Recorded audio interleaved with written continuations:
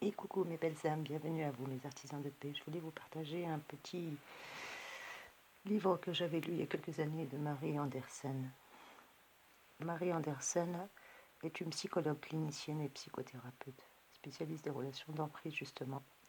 Son expérience professionnelle repose autant sur les fondements de la psychanalyse que sur les courants thérapeutiques plus contemporains dont l'usage conjoint a démontré son efficacité. Elle est également l'auteur de l'emprise familiale, de l'art de se gâcher la vie et de faire le choix du bonheur. Et bien là, nous allons partager ensemble la manipulation ordinaire. Oui, vous avez bien entendu, la manipulation ordinaire. Comment reconnaître les relations toxiques pour s'en protéger? Car actuellement, on m'a beaucoup sollicité sur ce genre de sujet, donc j'ai estimé que, avant d'aller me coucher, j'allais relire un petit peu ce petit passage de livre et vous en faire partager un petit bout à chaque fois. La manipulation ordinaire. Reconnaître les relations toxiques pour s'en protéger. De petites brimades en allusion perfide, de demi-vérités en double message, les petites agressions pervers qui fleurissent au sein de nos familles et de nos relations affectives et professionnelles, par leur caractère apparemment ordinaire, n'en sont que plus sournoises et difficiles à détecter. À petite dose, bien qu'indigestes, on n'en meurt pas. En revanche, leur répétition et leur accumulation sont toxiques. Comment savoir si je suis manipulée? Et si ces tensions constantes au sein de mon couple ne seraient-ce pas de la manipulation? Est-ce que, sans le savoir, je participe à cette tension qui me nuit?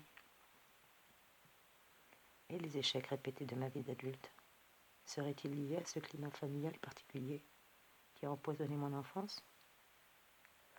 À ceux que ces questions paralysent, Marie Andersen répond que l'établissement des relations heureuses et saines est une source puissante de joie, de sécurité et surtout d'équilibre, en nous permettant de comprendre les mécanismes pervers qui poursuivent certaines de nos relations. Elle nous aide à nous en libérer. Et nous allons découvrir cela ensemble, mes trésors. J'espère que cette nouvelle vidéo va vous plaire, donc n'hésitez pas à commenter, à liker, à partager et surtout me dire ce que vous en pensez. Bien entendu, je vais vous lire un petit passage au fur et à mesure afin de vous permettre de reconnaître les relations toxiques pour s'en protéger.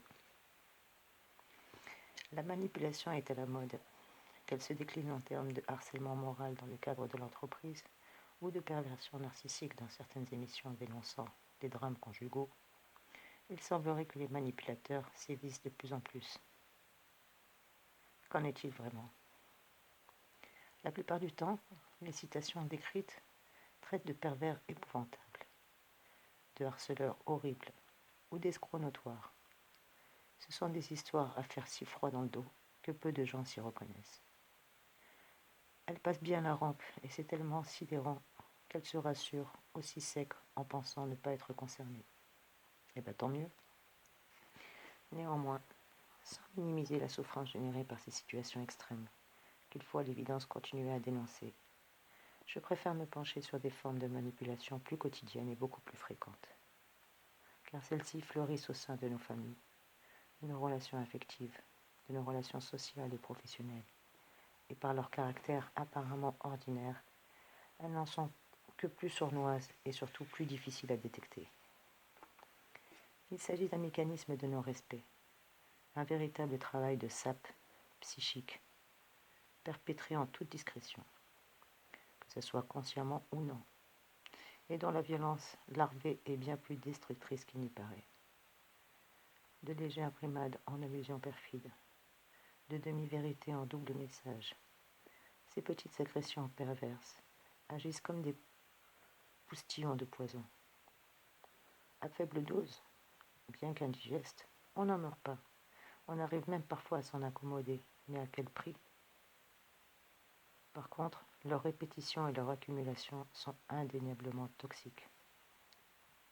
Cette emprise se lie aux creux d'histoires de vie, aux allures banales, de tensions familiales, de disputes, de voisinage, ou même de crises de couple, qui auraient pu se résoudre après quelques ajustements ou même une bonne dispute, mais ce qui les rend si particulièrement toxique, c'est qu'elle traîne, elle s'envenime, elle dégénère, et elle se transforme en combat perfide, où la vérité n'a plus sa place, où la franchise devient un piège, et où les tentatives d'explication sincère de l'un se heurtent au refus de dialogue de l'autre. Nous connaissons heureusement des relations au sein desquelles on se sent bien, on se sent en confiance, où l'on sait que l'on peut parler sans crainte, parce qu'on est accepté, qu'on est respecté tel que l'on est. Mais hélas, il y en a d'autres qui génèrent un malaise, un doute, un stress, une crispation, une méfiance même progressive, alors même qu'elles avaient peut-être commencé dans l'enthousiasme. Quelque chose ne tourne pas rond, mais on ne sait pas exactement quoi. Il existe aussi des histoires d'amour qui se vivent avec un certain bonheur dans la durée. Si elles s'achèvent, chacun essaye au mieux de tourner la page sans massacrer celui qu'il a aimé. Alors que d'autres couples s'installent dans une guerre de tranchées ou un divorce sanglant au cours duquel tous les coups sont permis pour mettre son ex à genoux. Nous connaissons enfin des familles où il fait bon grandir et dans lesquelles, derrière les apparences de la normalité, l'enfant sent intuitivement qu'il ne peut pas ouvrir librement ses ailes sans que cela ne menace l'équilibre de ses parents. Cet enfant-là ne peut simplement pas être lui-même. En tant que psychologue, Marie Anderson a reçu fréquemment des hommes et des femmes et des adolescents qui consultent pour des souffrances dont ils ne comprennent pas l'origine, mais qui prennent leur source dans une relation empoisonnée par la manipulation. Et elle assiste même souvent dans le cadre de ces consultations de couple à des duels pernicieux, où le plus manipulateur des deux n'est pas toujours celui que l'on pense. De tous les temps, les conflits ont animé la vie des terriens. Rien de neuf sous le soleil. Et toutes les formes de lutte de pouvoir existent entre les hommes et se reproduisent même au cours des siècles, des plus loyales aux plus barbares. Mais le champ d'investigation qui nous préoccupe est celui des conflits pourris par des manipulations discrètes, quotidiennes et bien trop souvent banalisées. Un petit peu comme une marionnette dirigée de l'intérieur par la main du marionnettiste. La personne qui subit cette influence est inconsciemment habituée par la volonté du manipulateur, qui s'est infiltré par sa pensée, manœuvré par son besoin instinctif d'imposer sa propre vision. Sous cette emprise, la victime perd pied. Elle est amenée à tenir des propos qu'elle regrette ensuite, se voit agir d'une manière qu'elle déplore ultérieurement et qui parfois, bien malgré elle, fait ressortir un aspect d'elle-même dont elle aurait honte. Cette personne prend des décisions qui lui sont nocives ou adhère à des opinions qui ne sont pas du tout les siennes, au bénéfice de celui qui la manipule. Il s'agit là d'un véritable viol de l'esprit. C'est un envahissement de la pensée, préoccupant, obsédant, une forme de contamination qui perdure bien au-delà du moment de rencontre entre les deux protagonistes. Comme si l'un avait inoculé sa problématique dans l'esprit de l'autre, et parfois vice-versa. Cet envahissement est minant, dans les deux sens du terme. Comme les galeries d'une mine, ça s'infiltre en profondeur, même si ça ne se voit pas de l'extérieur. Ça ronge lentement, ça fragilise, ça consume et ça ruine peu à peu. Comme une mine explosive, c'est antipersonnel, sournois, caché, traître. Ça ne tue peut-être pas, mais ça mutile. Parfois la victime, probablement peu consciente des enjeux, participe à la danse malgré elle, provoque, incite et donne même la réplique d'une manière telle qu'on peut y voir une certaine forme de complicité, dont elle jouit et dont elle souffre à la fois. Parfois les choses se règlent d'elles-mêmes, mais souvent la confiance en soi a pris un sérieux coup dans l'œil.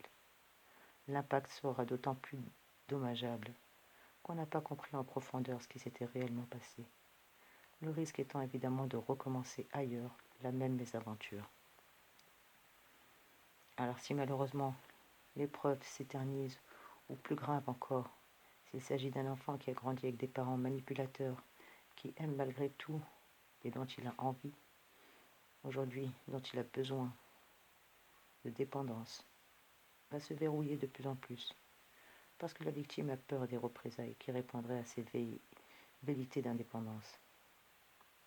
Elle craint que sous l'impulsion du marionnettiste, elle ne soit plus qu'une petite loque, sans force, sans cap, sans idée propre, libre peut-être, mais si seule et isolée. Tout silence lui est un vide. Elle lutte sans cesse contre le risque de la dépression. Parfois, les victimes sont conscientes de leur tourment et parlent de leur douleur avec une certaine lucidité. Elles peuvent décrire les petites violences quotidiennes ou carrément décrire tout ce qu'elles subissent, mais ne savent ni comment elles les génèrent, ni même comment s'en débarrasser. Parfois, elles n'y comprennent même rien, vivent un profond malaise et une infinie perplexité. Elles se sentent même coupables, croient devenir folles, dépriment et parfois somatisent. Il leur faudra beaucoup de temps avant d'arriver à se désembrouiller l'esprit, afin de voir suffisamment clair pour analyser que ce qui leur arrive, et surtout commencer un travail de réparation. Leur difficulté est immense à plus d'un titre, car les personnes manipulées ne trouvent pas d'issue, parce qu'elles ont peur et que cette peur les paralyse. Elles n'arrivent plus à réfléchir correctement, parce qu'elles se culpabilisent. L'entourage n'y voit bien souvent que du feu, et donc va minimiser ou carrément banaliser la situation. Les victimes doutent d'elles-mêmes parce que tout ce qu'elles entreprennent, tout ce qu'elles font pour essayer d'en sortir se retourne hélas contre elles. Elles se sentent incomprises, isolées, blâmables et souvent honteuses de se plaindre parce que les manœuvres perverses demandent totalement incompréhensibles tant que l'on cherche à les mesurer à l'aune de l'amour, de la sympathie ou du respect. Elles ne se comprennent qu'en termes de mépris, de domination, de déni et de disqualification. Car chaque brimade, prise isolément, n'est jamais vraiment grave. Vous n'en mourrez pas, mais si infime soit-elle, elle vous ronge et elle vous rogne un bout d'elle, vous arrache une plume, tant et si bien qu'elle devient de plus en plus difficile pour nous de prendre notre envol. J'espère que ce petit passage de la manipulation ordinaire a pu vous aider. N'hésitez pas à commenter, à liker, à me dire ce que vous en pensez, si vous voulez connaître la suite, mes amis. En tout cas, j'attends votre retour pour pouvoir vous faire la suite de cette série, la manipulation ordinaire et comment reconnaître les relations toxiques pour s'en préserver.